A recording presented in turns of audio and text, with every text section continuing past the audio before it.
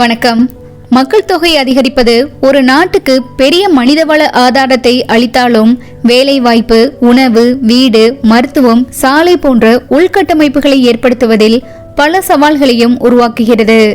இந்த அதிகமான மக்கள் தொகையை சரியாக பயன்படுத்தி நாட்டின் வளர்ச்சிக்கான ஒரு வலிமையான சக்தியாக மாற்றுவதே இப்போது மிகப்பெரிய சவாலாக இருக்கிறது. தற்போதைய கணக்கெடுப்பின்படி உலக மக்கள் தொகை சுமார் 820 கோடியாக உள்ளது. அது மட்டும் இல்ல, ஆண்டுக்கு சுமார் 7 கோடி மக்கள் அதிகரிப்பார்கள் என மதிப்பிடப்பட்டிருக்கு. 2037 ஆண்டுல உலக மக்கள் தொகை 900 கோடியாக எட்டும் என எதிர்பார்க்கப்படுது. ஒரு காலத்தில் சைனாவே உலகில் அதிக மக்கள் தொகை கொண்ட நாடாக இருந்தது. ஆனால் இப்போது நிலைமை மாறிவிட்டது. ஐநாவின் சமீபத்திய தகவல் படி உலகில் அதிக மக்கள் தொகை கொண்ட முதல் 10 நாடுகளை பத்தி தெரிஞ்சுக்கலாம். இந்த பட்டியல்ல 10வது இடத்துல இருப்பது எத்தியோப்பியா. எத்தியோப்பியா ஆப்பிரிக்காவின் அதிக மக்கள் தொகை கொண்ட நாடுகள்ல 2வது இடத்திலும் உலகளவில் 10வது இடத்திலும் உள்ளது. 2025 ஆண்டில் எத்தியோப்பியாவின் மக்கள் தொகை 13.5 கோடியாக மதிப்பிடப்பட்டிருக்கு. இதோட வளர்ச்சி விகிதம் 2.58% ஆகும். இது 1 மில்லியன் சதுர கிலோமீட்டருக்கு, அதாவது 1 சதுர கிலோமீட்டருக்கு 135 பேர் என்ற மக்கள் அடர்த்தியை உருவாக்குகிறது. இந்த நாட்டுல சராசரி வயதுன்னு பார்த்தோம்னா சுமார் 19.1 ஆண்டுகளாக தான் இருக்கு. இதுல 22.5% பேர் மட்டும்தான் நகர்ப்புறங்கள்ல வசிக்கிறாங்க. எத்தியோப்பியாவின் கருவுறுதல் விகிதம் ஒரு பெண்ணுக்கு சுமார் 3.8 குழந்தைகள் உள்ளது. கடந்த சில 10 ஆண்டுகளில் அந்நாட்டின் மக்கள் தொகை வேகமாக அதிகரித்து ஆப்பிரிக்காவின் அதிவேகமாக வளரும் நாடுகள்ல ஒன்றாக எத்தியோப்பியா உள்ளது. இந்த நாட்டின் இளம் மக்கள் தொகை பொருளாதார வளர்ச்சிக்கு வாய்ப்பளிக்கிறது. ஆனால் அது வறுமை, உள்கட்டமைப்பு மற்றும் வளர்ச்சி தேவைகள் போன்ற சவால்களையும் எதிர்கொள்கிறது. எத்தியோப்பியாவின் மக்கள் தொகை போக்குகள் ஒரு வளர்ந்து வரும் ஆப்பிரிக்க நாடாக அதன் எதிர்கால பயணப்பாதையை வடிவமைக்கிறது. 9வது இடத்தில் இருப்பது ரஷ்யா. 2025 ரஷ்யாவின் மக்கள் தொகைன்னு பார்த்தோம்னா சுமார் 14.4 கோடியாக உள்ளது. இது 0.57% சரிவையும் கண்டுள்ளது. 14.4 மில்லியன் சதுர கிலோமீட்டர் பரப்பளவை கொண்ட ரஷ்யா 1 சதுர கிலோமீட்டருக்கு 9 பேர் என்ற குறைந்த மக்கள் தொகை அடர்த்தியை கொண்டுள்ளது. இந்த நாட்டின் சராசரி வயதுன்னு பார்த்தோம்னா 40.3 ஆண்டுகளாக உள்ளது. இது மக்கள் தொகை முதுமையடைவதை பிரதிபலிக்கிறது. இந்த நாட்டில் நகரமயமாக்கல் அதிகமாக உள்ளது. அதனால 75% மக்கள் நகரங்கள்ல தான் வசிக்கிறாங்க. குறைந்த பிறப்பு விகிதம் மற்றும் அதிகரித்த இறப்பு விகிதம் போன்ற மக்கள் தொகை சார்ந்த சிக்கல்களை ரஷ்யா எதிர்கொள்கிறது. அதன் பரந்த நிலப்பரப்பு இயற்கை வளங்களில் பொருளாதார வாய்ப்புகளை அளித்தாலும் மக்கள் தொகை சரிவு தொடர்பான சவால்களையும் கொண்டுள்ளது. ரஷ்யா ஒரு குறிப்பிடத்தக்க உலக வல்லரசாக தொடர்ந்தாலும் மக்கள் தொகை போக்குகள் அதன் எதிர்கால புவிசார், அரசியல் மற்றும் பொருளாதார நிலைத்தன்மையை பாதிக்கக்கூடும் என்று சொல்லப்படுது. அடுத்ததாக 8வது இடத்தில் இருப்பது வங்கதேசம். 2025 ஆண்டில் வங்கதேசத்தின் மக்கள் தொகை 1.22% வளர்ச்சியுடன் சுமார் 17.6 கோடியாக உள்ளது. இந்த நாட்டின் நிலப்பரப்பு 1,30,170 சதுர கிலோமீட்டர் ஆகும். இதன் விளைவாக 1 சதுர கிலோமீட்டருக்கு 1350 பேர் என்ற மிக அதிக மக்கள் அடர்த்தி உருவாகிறது. இந்த நாட்டின் சராசரி வயதுன்னு பார்த்தோம்னா சுமார் 26 ஆண்டுகள் ஆகும். மேலும் 42%க்கும் அதிகமான மக்கள் நகர்ப்புறங்கள்ல வசிக்கிறாங்க. இது அங்குள்ள இளம் மற்றும் உழைக்கும் வயதுடைய மக்கள் தொகையை குறிக்கிறது. இந்த நாட்டின் கருவுறுதல் விகிதம் ஒரு பெண்ணுக்கு 2.1 குழந்தைகளாகும். பொருளாதார வளர்ச்சி இருந்தாலும் வங்காளதேசம் அதிக மக்கள் தொகை, வறுமை மற்றும் பருவநிலை மாற்றம் போன்ற சவால்களை எதிர்கொள்கிறது. இந்த வேகமாக வளர்ந்து வரும் மக்கள் தொகை தொழிலாளர் சக்தியையும் பொருளாதார வளர்ச்சிக்கான சாத்தியக்கூறுகளையும் வழங்குகிறது. வலுவான ஜவுளி மற்றும் உற்பத்தி தொழில்களை கொண்டிருப்பதால் சமூக மற்றும் உள்கட்டமைப்பு தடைகள் இருந்தாலும் வங்காளதேசம் உலகளவில் முக்கியத்துவம் வாய்ந்ததாக உள்ளது. அடுத்து 7வது இடத்தில் இருப்பது பிரேசில். 2025 ஆண்டில் பிரேசிலின் மக்கள் தொகை 21.3 கோடியாக மதிப்பிடப்பட்டிருக்கு. இதோட வளர்ச்சி விகிதம் 0.38% ஆகும். இதன் நிலப்பரப்பு 8.36 மில்லியன் சதுர கிலோமீட்டருக்கும் அதிகமாக உள்ளது. இது தென் அமெரிக்காவின் மிகப்பெரிய நாடாகவும் உள்ளது. இந்த நாட்டின் சராசரி வயது 34.8 ஆண்டுகள் ஆகும். மேலும் இந்த நாட்டில் நகரமயமாக்கல் 91.4% அதிகமாக உள்ளது. பிரேசிலின் மக்கள் தொகை வளர்ச்சி கணிசமாக குறைந்துள்ளது. இது மக்கள் தொகையில் முதுமை ஏற்படுவதற்கு வழிவகுக்கிறது. இந்த நாட்டின் பொருளாதாரம் பன்முகத்தன்மை வாய்ந்தது. வலுவான விவசாயம், உற்பத்தி மற்றும் சேவை துறைகளை கொண்டுள்ளது. பிரேசில் சமூக மற்றும் பொருளாதார ஏற்றத்தாழ்வுகளை எதிர்கொண்டாலும் ஒரு பிராந்திய வல்லரசாக திகழ்கிறது. அதன் பெரிய மக்கள் தொகையும் வளமான இயற்கை வளங்களும் லத்தீன் அமெரிக்காவின் அரசியல் மற்றும் பொருளாதார களத்தில் அதனை ஒரு முக்கிய பங்கு வகிக்கும் நாடாக நிலைநிறுத்துகின்றது. அடுத்ததாக 6வது இடத்தில் இருப்பது நைஜீரியா. 2025ஆம் ஆண்டில் நைஜீரியாவின் மக்கள் தொகை சுமார் 23.8 கோடியாக உள்ளது. இது ஆண்டுக்கு 2.08% என்ற விகிதத்தில் வளர்ந்து வருகிறது. இந்த நாட்டின் நிலப்பரப்பு 9,10,770 சதுர கிலோமீட்டர் ஆகும். இதன் காரணமாக ஒரு சதுர கிலோமீட்டருக்கு 261 பேர் என்ற மக்கள் அடர்த்தி உள்ளது. நைஜீரியாவின் சராசரி வயதுன்னு பார்த்தோம்னா சுமார் 18.1 ஆண்டுகள் ஆகும். அதுல பாதிக்கும் மேற்பட்டோர் நகர்ப்புறங்களில் வசிக்கிறாங்க. இந்த நாட்டின் மக்கள் தொகை வளர்ச்சிக்கு அதிக பிறப்பு விகிதங்களே காரணமாகும். அதாவது ஒரு பெண்ணுக்கு 4.3 குழந்தைகள் உள்ளது. நைஜீரியாவின் பொருளாதாரம் பன்முகத்தன்மை வாய்ந்தது. இதில் விவசாயம், எண்ணெய் மற்றும் தொலைத்தொடர்பு ஆகியவை முக்கிய பங்கு வகிக்கின்றது. விரைவான மக்கள் தொகை வளர்ச்சி, உள்கட்டமைப்பு சுமை மற்றும் வேலையின்மை போன்ற சவால்களை முன்வைத்தாலும் விரிவடைந்து வரும் இளம் தொழிலாளர் சக்திக்கு வாய்ப்புகளையும் வழங்குகிறது. இது நைஜீரியாவை ஆப்பிரிக்காவிலும் உலக அளவிலும் ஒரு செல்வாக்குமிக்க சக்தியாக நிலைநிறுத்துகிறது. அடுத்து உலக அளவில் அதிக மக்கள் தொகை கொண்ட நாடுகளின் பட்டியலில் 5வது இடத்தில் இருப்பது பாகிஸ்தான். பாகிஸ்தானின் மக்கள் தொகை சுமார் 25.5 கோடியாக மதிப்பிடப்பட்டிருக்கு. இது ஆண்டுக்கு சுமார் 1.57% என்ற விரைவான வளர்ச்சியையும் பெற்று வருகிறது.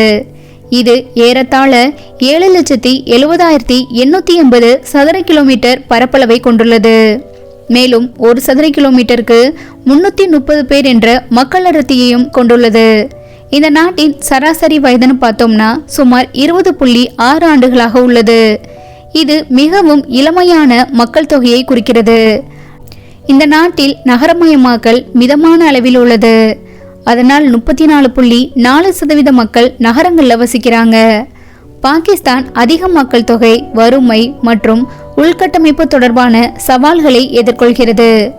ஒரு பெண்ணுக்கு 3.5 குழந்தைகள் என்ற அதன் கருவுறுதல் விகிதம் உயர் வளர்ச்சியை தக்க வைக்கிறது. சிரமங்கள் இருந்தாலும் பாகிஸ்தான் புவிசார் அரசியல் ரீதியாகவும் பொருளாதார ரீதியாகவும் முக்கியத்துவம் வாய்ந்ததாக உள்ளது.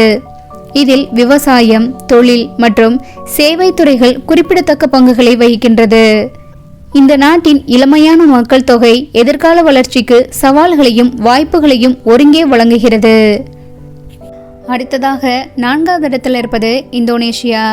2025ஆம் ஆண்டில் இந்தோனேஷியாவின் மக்கள் தொகை சுமார் 28.6 கோடியாக உள்ளது. இது ஆண்டுக்கு சுமார் 0.79% என்ற விகிதத்தில் வளர்ந்து வருகிறது. இந்த நாட்டின் 1.81 மில்லியன் சதுர கிலோமீட்டர் நிலப்பரப்பு இதனை உலகின் மிகப்பெரிய தீவு நாடாக ஆக்குகிறது. இந்த நாட்டின் சராசரி வயதுன்னு பார்த்தோம்னா சுமார் 30.4 ஆண்டுகள் ஆகும். மேலும் கிட்டத்தட்ட 60% மக்கள் நகர்ப்புறங்களில் வசிக்கிறாங்க. ஒரு பெண்ணுக்கு 2.1 குழந்தைகள் என்ற அதிக கருவுறுதல் விகிதத்தால் மக்கள் தொகை வளர்ச்சி வலுவாக உள்ளது. இந்தோனேஷியாவின் பொருளாதாரம் விவசாயம், உற்பத்தி மற்றும் சேவைகள் என பலதரப்பட்ட துறைகளை உள்ளடக்கியது. இது நகரமயமாக்கல் சவால்களை எதிர்கொண்டாலும் ஒரு குறிப்பிடத்தக்க வளர்ந்து வரும் சந்தையாக தொடர்ந்து விரிவடைந்து வருகிறது.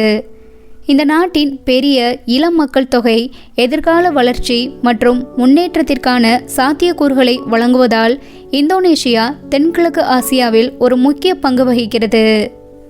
அடுத்து உலகில் அதிக மக்கள் தொகை கொண்ட நாடுகளில் 3வது இடத்தில் இருப்பது அமெரிக்கா. 2025ஆம் ஆண்டில் அமெரிக்காவின் மக்கள் தொகை சுமார் 34.7 கோடியாக உள்ளது. இதன் ஆண்டு வளர்ச்சி விகிதம் 0.54% என்ற மிதமான அளவில் உள்ளது. அமெரிக்காவின் மக்கள் தொகை வளர்ச்சிக்கு இடம்பெயர்வு மற்றும் இயற்கையான அதிகரிப்பு ஆகியவை காரணமாக உள்ளது. இந்த நாட்டின் சராசரி வயது 38.5 ஆண்டுகளாக உள்ளது. மேலும் இந்த நாட்டில் 82% அதிகமான மக்கள் நகர்ப்புறங்களில் வசிக்கிறாங்க. அமெரிக்கா அதன் பன்முக மக்கள் தொகை, துடிப்பான பொருளாதாரம் மற்றும் தொழில்நுட்ப புத்தாக்கத்திற்காக புகழ் பெற்றது. அதன் நிலப்பரப்பு ஏறக்குறைய 9.15 மில்லியன் சதுர கிலோமீட்டராக பரந்து மகத்தான வளங்களையும் வாய்ப்புகளையும் வழங்குகிறது. அமெரிக்காவில் குறைந்த பிறப்பு விகிதங்கள் இருந்தாலும் இந்த நாட்டின் இடம்பெயர்வு விகிதம் மக்கள் தொகை மாற்றத்திற்கு குறிப்பிடத்தக்க பங்களிப்பை அளித்து சீரான வளர்ச்சியை தக்க வைத்துக் கொள்கிறது. ஒரு முன்னணி பொருளாதார மற்றும் இராணுவ சக்தியாக அமெரிக்கா உலகளவில் ஒரு முக்கிய பங்கை வகிக்கிறது. அடுத்து உலகின் 2வது அதிக மக்கள் தொகை கொண்ட நாடாக சைனா உள்ளது. 2025ஆம் ஆண்டில் இந்த நாட்டின் மக்கள் தொகை சுமார் 142 கோடியாக உள்ளது. மக்கள் தொகை மாற்றங்களின் அறிகுறியாக இந்த நாட்டின் மக்கள் தொகை 0.23% என்ற விகிதத்தில் சிறிதளவு குறைந்துள்ளது. சைனாவின் மொத்த பரப்பளவுன்னு பார்த்தோம்னா 9.6 மில்லியன் சதுர கிலோமீட்டராக உள்ளது. இதில் ஒரு சதுர கிலோமீட்டருக்கு 151 பேர் என்ற அதிக மக்கள் தொகை அடர்த்தியை கொண்டுள்ளது. இந்த நாட்டின் சராசரி வயதுன்னு பார்த்தோம்னா 40.1 ஆண்டுகள் ஆகும். இந்த நாட்டில் 67.5% மக்கள் நகர்ப்புறங்களில் வசிக்கிறாங்க. இது வயதான மக்கள் தொகை மற்றும் குறைந்த பிறப்பு விகிதங்கள் தொடர்பான சவால்களை சைனா எதிர்கொள்கிறது. இந்த பிரச்சனைகள்லாம் இருந்தாலும் இது ஒரு உலக பொருளாதார வல்லரசாகவும் உள்ளது. இதன் மக்கள் தொகை சரிவு உலகளாவிய மக்கள் தொகையில் மற்றும் பொருளாதார போக்குகளில் தாக்கத்தை ஏற்படுத்துவதால் சைனா உலக புவிசார் அரசியல் மற்றும் வர்த்தகத்தில் ஒரு முக்கிய பங்கு வகிக்கிறது. உலகில் அதிக மக்கள் தொகை கொண்ட நாடுகளில் முதலிடத்தில் இருப்பது இந்தியா. 2025ஆம் ஆண்டில் இந்தியாவின் மக்கள் தொகை சுமார் 146 கோடியாக உள்ளது. இந்த மக்கள் தொகை ஆண்டுதோறும் சுமார் 0.89% என்ற விகிதத்தில் வளர்ந்து வருகிறது. இந்தியாவின் மக்கள் தொகை அமைப்பு பன்முகத்தன்மை வாய்ந்தது. இந்த நாட்டின் சராசரி வயதுன்னு பார்த்தோம்னா சுமார் 28.8 ஆண்டுகள் ஆகும். மேலும் 37%த்திற்கும் அதிகமான மக்கள் நகர்ப்புறங்களில் வசிக்கிறாங்க. அதிக மக்கள் தொகையை கொண்டிருந்தாலும் இந்தியா உணவு உற்பத்தியில் தன்னிறைவு பெற்றுள்ளதுடன் சர்க்கரை மற்றும் கச்சா எண்ணெய்க்கான உலகளாவிய சந்தைகளில் ஒரு முக்கிய பங்கை வகிக்கிறது. உலகில் இருக்கும் ஒவ்வொரு 100 பேரில் சுமார் 18 பேர் இந்தியர்கள் என்பது ஆச்சரியமான விஷயம். இந்த எண்ணிக்கை அடுத்த 40 ஆண்டுகளில் சுமார் 170 கோடியாக அதிகரித்து அதன் பிறகு குறைய தொடங்கும் என கணிக்கப்பட்டுள்ளது. 1960இல் இந்தியாவின் மக்கள் தொகை சுமார் 43.6 கோடியாக இருந்தபோது ஒரு சராசரி பெண் கிட்டத்தட்ட 6 குழந்தைகளை பெற்றிருந்தாள். அக்காலத்தில் பெண்கள் தங்கள் இனப்பெருக்க ஆரோக்கியம் மற்றும் வாழ்க்கையின் மீது மிக குறைந்த கட்டுப்பாட்டையே கொண்டிருந்தனர். 25%த்திற்கும் குறைவானவர்களே கருத்தடை முறைகளை பயன்படுத்தினர். மேலும் 50%த்திற்கும் குறைவானவர்களே ஆரம்ப பள்ளிக்கும் சென்றனர். இருந்தாலும் நிலைமைகள் வியத்தகு முறையில் மாறிவிட்டது. கடந்த சில 10 ஆண்டுகளில் அதிகமான பெண்கள் கல்வி பெற்றுள்ளனர். இந்தியாவிலும் உலக அளவிலும் முந்தைய தலைமுறையினரை விட பெண்களுக்கு அதிக உரிமைகளும் தெரிவுகளும் இருந்தாலும் இன்னும் முன்னேற்றம் காண வேண்டியுள்ளது. பல பெண்கள் தாங்கள் குழந்தைகளை பெற்றுக்கொள்ள வேண்டுமா, எப்போது அல்லது எத்தனை குழந்தைகளை பெற்றுக்கொள்ள வேண்டும் என்பதை தீர்மானிக்கும் முழு அதிகாரத்தையும் இன்னும் பெறவில்லை. ஐநா அறிக்கை இந்தியாவை விரைவான மக்கள் தொகை மாற்றங்களை சந்திக்கும் ஒரு நடுத்தர வருமான நாடாக வகைப்படுத்துகிறது. இந்தியாவின் மக்கள் தொகை பல்வேறு தன்மையுடையது. பல மொழி, பல கலாச்சாரம், பல மதத்தை சேர்ந்தவர்கள் இங்கு ஒன்றாக வாழ்கிறார்கள். இந்த அளவுக்கு அதிகமான மக்கள் இருப்பதால் இந்தியாவுக்கு பெரிய சந்தை, வேலைவாய்ப்பு போன்ற துறைகளில் அதிக வாய்ப்புகள் உள்ளது. உலகின் மக்கள் தொகை பரவல் வேகமாக மாறி வருகிறது. இந்தியா மற்றும் நைஜீரியா போன்ற நாடுகள் அதிக பிறப்பு விகிதங்கள் மற்றும் இளமையான மக்கள் தொகை காரணமாக குறிப்பிடத்தக்க வளர்ச்சியை பெற்று வருகின்றது. இதற்கு மாறாக சைனா மற்றும் ரஷ்யா போன்ற நாடுகள் வயதான மக்கள் தொகை மற்றும் குறைந்து வரும் பிறப்பு விகிதங்கள் தொடர்பான சவால்களையும் எதிர்கொள்கின்றது. உலக மக்கள் தொகை குறிப்பாக வளரும் நாடுகளில் தொடர்ந்து அதிகரித்து வருவதால் அனைவருக்கும் ஒரு சமச்சீரான எதிர்காலத்தை உறுதி செய்ய அரசாங்கங்களும் அமைப்புகளும் தங்கள் குடிமக்களின் தேவைகளை திறம்படவும் நீடித்த வகையிலும் பூர்த்தி செய்வது இன்றியமையாததாக இருக்கும்.